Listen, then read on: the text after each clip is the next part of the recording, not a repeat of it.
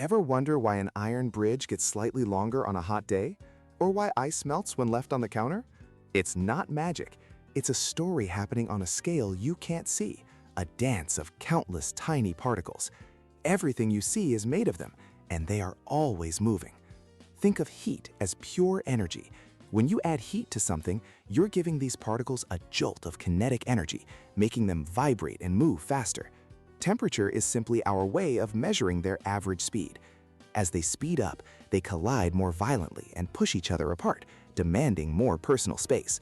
This is thermal expansion. The entire object gets a little bigger. Cooling does the opposite.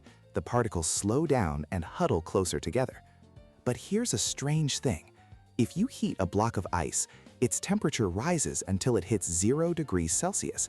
Then it stays there, flatlining, even as you keep adding heat. Where is the energy going?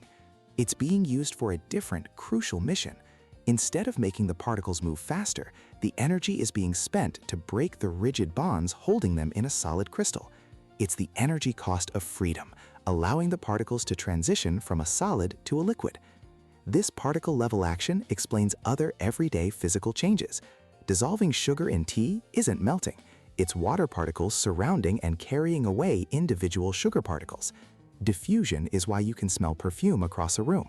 The perfume particles randomly move from their crowded area until they're spread evenly through the air. It even explains why a helium balloon slowly deflates.